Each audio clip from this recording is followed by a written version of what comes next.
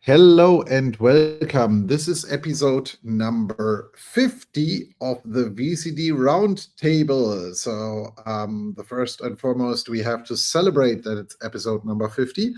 And we are doing this recording today live out of the VMware Broadcom, not studios, but meeting rooms here in Palo Alto. We are actually in the building where the VCD or VCSP business unit is at home as well. They gave us the opportunity to do it from here. Sasha is with me. So welcome, Sasha.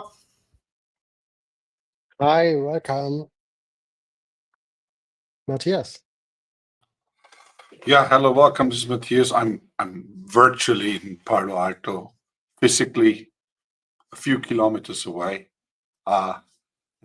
Eve, I think today is really a cool topic for the anniversary roundtable recording regarding a bit of an update around the nice news we received from Broadcom last week, and that you give some updates and your aspects and points of view and opinion. What are the next steps, and share your ideas around what are the advantages with that change for us, not us as ComDivision, us as partners in the whole CSP space. Yes, Matthias, you're absolutely right. We had the wonderful news from Broadcom that every partner has to take a decision. And whilst we have been at the CloudFest last week, we learned very quickly that some service providers did not necessarily fully read the email, because the first and most important part for everybody to understand, you will actually be put in a category even if you don't do anything. So the email says Broadcom has decided for you, this is your route to market, which can be either resell or VCSP. If you do nothing, that exactly will become true. If you want to change this, there is a link to a form which you can fill out where you can demand Broadcom to give you the other route to market. If you pick that way, it will automatically mean that the previously chosen one will be gone. So you can only have one, no matter what you do. All the discussions we had with the leadership team made very, very clear, trying to maneuver around this with different legal entities in different countries, and all of these different scenarios is not going to happen. Even if you slip through the filters by Broadcom for a short period, if they catch you with that later, you still need to consolidate. Also, the email made clear that you have 60 days to complete all transactions on the other side. So, for example, let's take the most complex one. You are currently a cloud service provider, but you want to be on the resell side, because that is a bit more tricky. All your current commit contracts will continue to run until 31st of March 2027. That's the majority. There are some exceptions. Some service providers opted in for 5 years, so then they would have 2029 as the end date.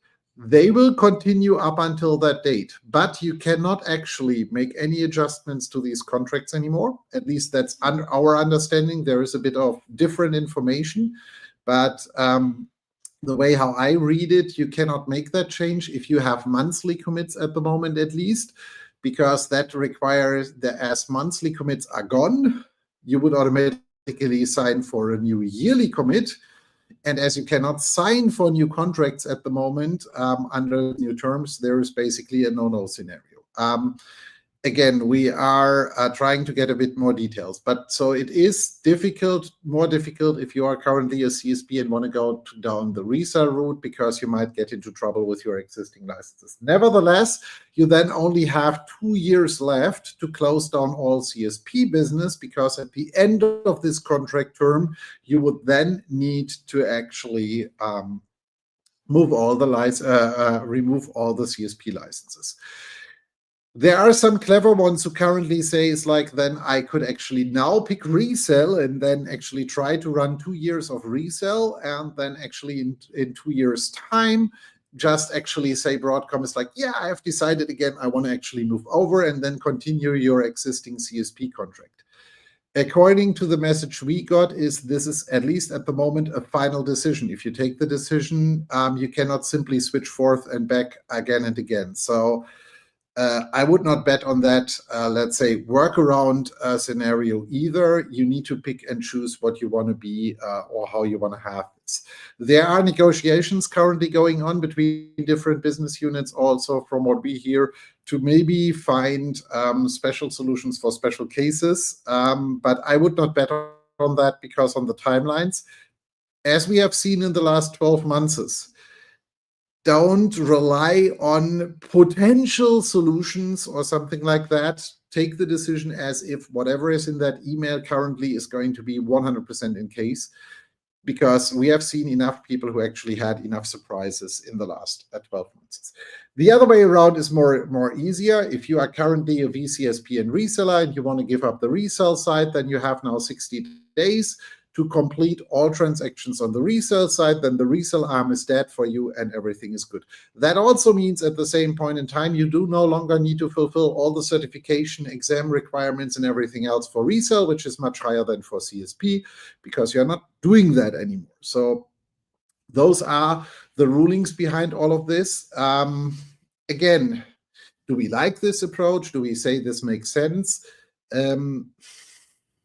The challenge is, knowing a bit of the background why this came into place, is that there were too many people who were misusing the CSP program to actually give higher discounts to resale customers, and did not actually provide service provider services or anything else around it. The other way around, there were also misuses where service providers were trying to use resale licenses in their data centers and use them for different customers. So the main reason, at least as it sounds like, is that there was too much competing force between the two different programs, and not only competing forces, but misuse. I actually strongly encourage Broadcom in the last couple of days, maybe the next time, instead of actually challenging everybody, challenge the ones you have identified who are misusing the system. That might have been a better, or would have been potentially a better solution. Now everybody has to face the consequences of a few partners who did not behave. So I can also only at any point in time encourage every partner. You don't need to name the people who are actually misusing the system, but maybe actually at least point out to Broadcom the procedure they are using for that. Because I think we are all in for competition, but we want to have a fair competition where everybody plays by the rules. And the change by Broadcom is clearly also because not everybody is playing by the rules.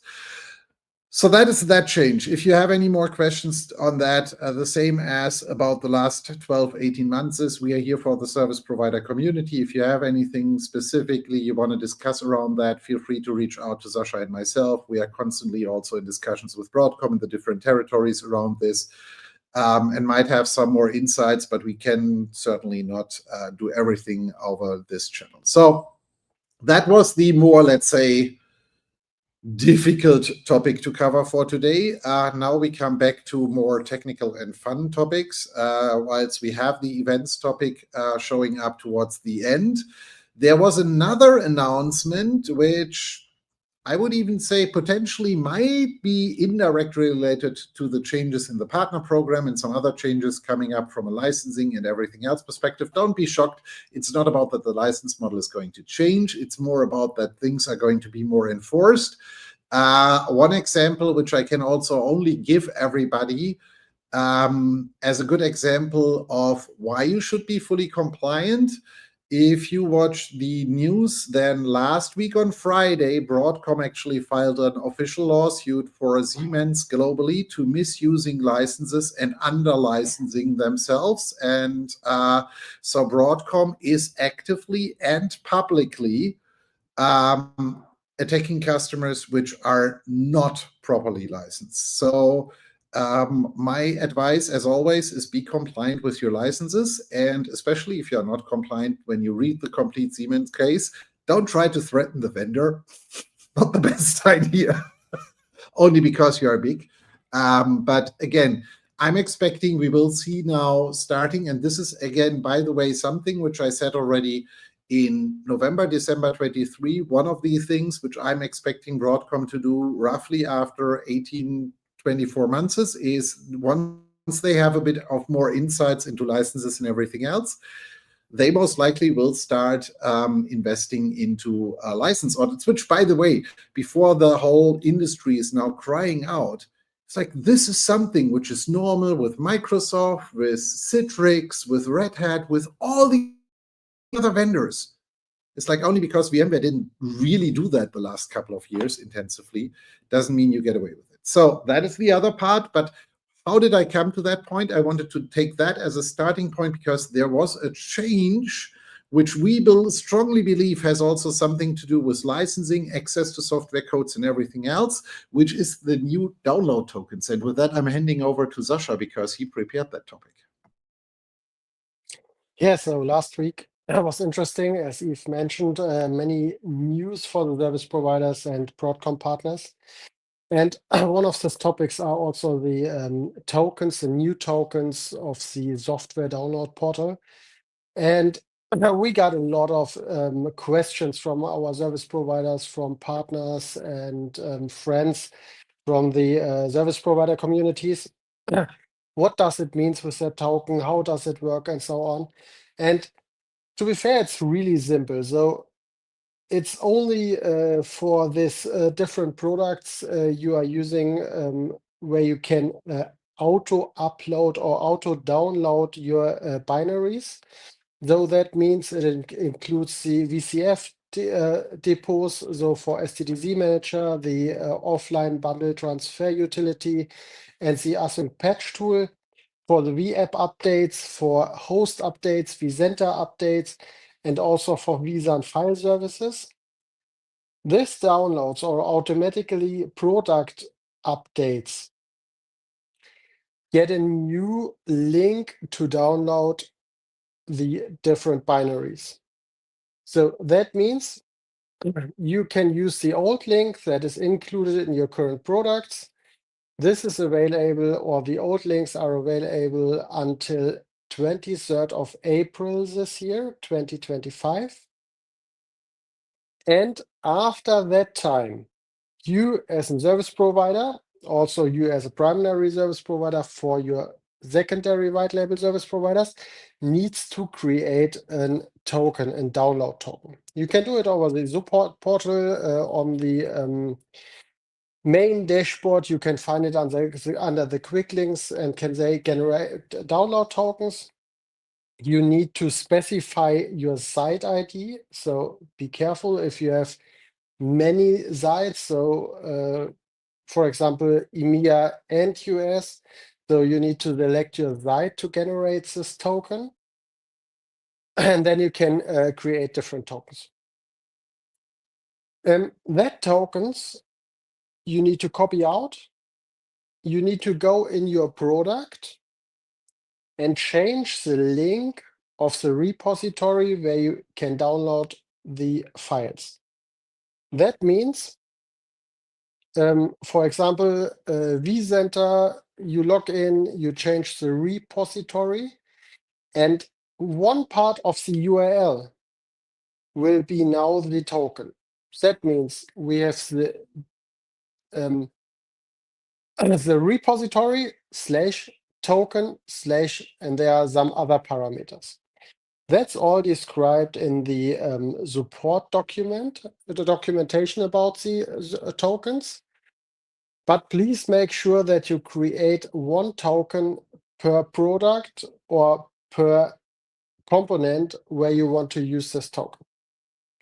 And yeah, create a table beside of the Broadcom portal, because again, like we have it in the on the licenses stuff, there is no comment fields that we can add here to say, hey, that's site A, that's data center Frankfurt 1, KH8, vCenter, whatever.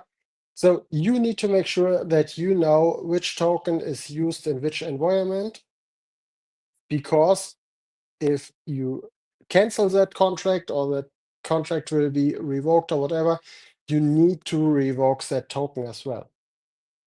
you cannot longer stay with that token.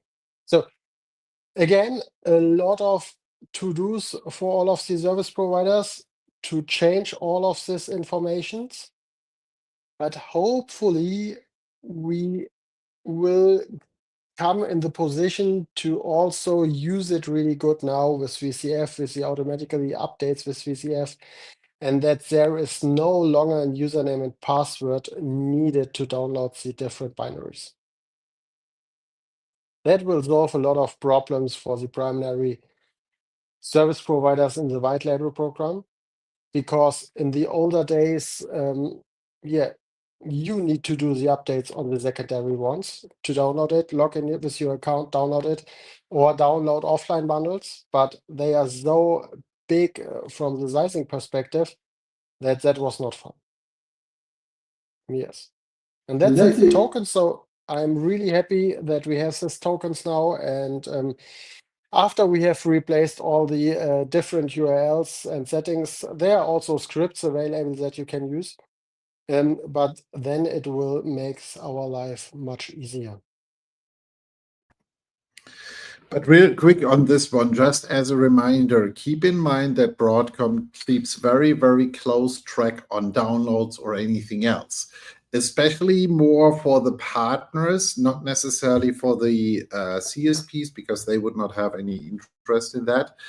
But keep in mind, if your customer does not have an active subscription, SNS, etc., they are no longer eligible for any updates. This is, by the way, nothing new with Broadcom. That was in the contracts with VMware for, I'm not sure how many years. If your SNS expired, you should not have access to it. VMware was not very good in actually executing that. But again, it's like you are not allowed to share patches with people which are not authorized to do so, to use them anymore. So be sure that you only do that internally. Also for the CSPs, reminder that you should keep track of who you give download access to which application and how often and when they download these things. That is actually also in the terms. So from that perspective. So again, overall, as I agree with Sasha, it's going to hopefully be very, very good news, because this is going to make the life of the CSPs easier, not only for the master to the white label, but also for the CSPs who are basically hosting customer environments in co-location or stuff like that and provide license keys for their customers. Because, as said, it's like software distribution was a bit challenging. Now, so those were these two things. The other interesting piece is Broadcom made the final commitment to VMware Explore. So 25th to 28th of August, if I'm correct from my date pipeline, is going to be VMware Explore in Las Vegas, in the Venetian. Tickets are going to go on sale April 23rd or something like that. So somewhere in April. There are three ticket categories moving forward. One of them is the full event pass, which we had like in the last couple of years always, and that has basically more or less the same pricing, so there was no huge difference. But there are two new categories. One of them, I don't remember fully how that was called because my internet is a bit limited. Essentials is a ticket which will give you still access to most of the conference, but you cannot pre-book any sessions. So you can show up, you can actually wait in line. If you get in, you are getting in. If not, you're not getting in. I think this is going to be a good behavior, because in the past many people reserved spaces but then didn't show up. They will most likely more go for these tickets and then actually show up and use them. There is only a meeting / networking pass, how I would call it, available, which I think is an interesting one, because this has been demanded for a long period, where people said it's like, hey, I'm just coming there for the networking and meeting things. I don't need this. It's not 100% clear if this will also get you access to the party. At least I couldn't figure that one out in preparation, because in the past there were limitations on these areas as well. But again, I think it's an interesting approach, especially also for people who might just actually come in for 1 or 2 days for a few meetings. I think I like this approach, but keep also in mind for these two, let's say, discounted tickets, it says on the webpage that it's limited availability. So most likely they could sell out very quickly, and then you're stuck with the main tickets again. So that is one part. The other part with VMware Explore, as we expected and said several times, is like it's going to be one main event in the US and then shorter 1 or 2 day events in different locations. There are 6 locations around the globe which are set, which is going to be London, Frankfurt, Mumbai, Tokyo, Sydney. So if I'm not mistaken, take the Explore page. So those are going to be 1 or 2 day events is my expectation. They did not yet fully disclose it, but it's going to be most likely like AWS, maybe 1 day partner only, 1 day customer only, and a joint partner party in between. That's going to be the new format. So from that perspective, I'm expecting more people to show up in the US.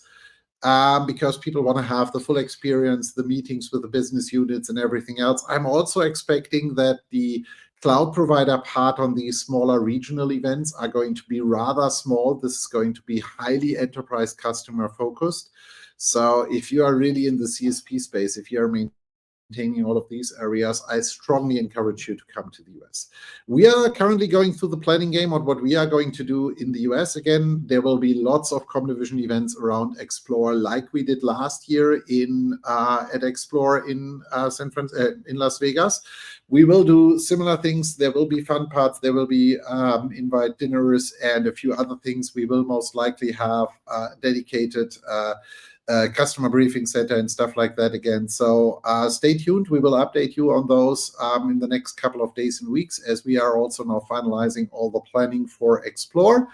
And we hope to see many of you over there. Maybe we also do a community event with the white label CSPs, the listeners of this podcast, and everything else. What other events do we have on the list? Let's quickly cover. Next week, we are going to be in Hamburg for the challenge days, 2 days hands-on. The event is completely sold out. There is no seat available anymore, as long as you're not actually desperately begging Sasha. Maybe he can find another space. But other than that, we are sold out for Hamburg. So no more seats available for that one. The next event is then going to be challenge days in the Nordics. That's going to be on the 5th and 6th of May. We are going to release the location pretty soon in the next couple of days. That is run together with Arrow in the Nordics, but that doesn't mean that you need to be an Arrow partner to attend that. That's an open event. You can register via ComDivision and join us there. We are going to be at the German Service Provider Summit the week after the Dubai event, the Nordics event. That's on the 15th and 16th of May, where we are going to be there. And in June, the 2025 Architecture Think Tank comes back to the US, combined with the Challenge Days event. So we will be 4 days in the US. We are currently evaluating where we are going to host these. We have a few options now available. It might not be in the Northeast as originally planned, because it's far more difficult to get a good location over there, but that is going to come. Then we have Challenge Days in Dubai, end of June, and then the next big Challenge Days events are then going to be after Explore, and we don't need to cover them yet. But there will be another one in the US and another one in Europe. We will also have architecture think tanks in Europe. So a lot of events, a lot of things coming up. We also continue our monthly webinars. The next one is going to be for service providers on the, on the 8th of May. Is the next webinar for our white label CSPs, etc. If you are not yet in our CSP community on School, feel free to join that at any point in time. If you didn't get an invite link from us, ping anyone from us from the team, and then we can evaluate that and actually add you to the community. So a lot going on in the CSP space. we just came from the MSP conference, and all the talks we had with VMware service providers were all very, very positive. Many of them were discussing increased core counts, increased add-ons for their service providers. So there is a huge demand, despite all the news you hear out there again and again. From what we have seen in Vegas in the last couple of days, everybody was discussing is like, hey, we need help here, we need help there, because we want to design, we want to roll out new data centers, we want to expand here and there, we need these additional services. So that was at least my opinion. Maybe, Sasha, you have also had a few meetings. Did you experience differently? Yeah, absolutely. So what we saw is that many service providers have big question marks around VCF and how to bring it to market, because a lot says, hey, currently our service engineers, our complete solution team, and the complete technical stuff is running on 200, 300%. They're running completely out of time. The sales guys told us, hey, we have so many opportunities now with customers who are asking, hey, we want to go with VCF, but we can't do it by ourselves. We're searching for a data center, we are searching for co-locations and whatever. And combined with all of that information, I would say, yeah, reach out to us. We can support you in the go-to-market, how to sell VCF, how to sell shared, how to sell dedicated workload domains. We are also able to support you to say, hey, you providing the hardware, the basic physical network infrastructure, so everything what is physical, your sales team can sell the dedicated workload domains, and we can support you in, bring up the VCF dedicated workload domains and hand it over to your customers. That's also a big challenge currently, because yes, most of the service provider running out of resources on the technical side.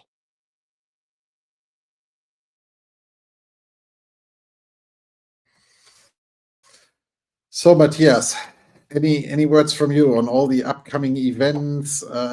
Anything else on all the topics we covered today? Yeah. Today, I think, was a bit of a mess everything together and make a bit pot of fun around here. I just would like to add, the VMware Explore registration starts on the 29th of April. I just looked it up. I know that was a bit unfair, but I just looked it up. It's the 29th of April.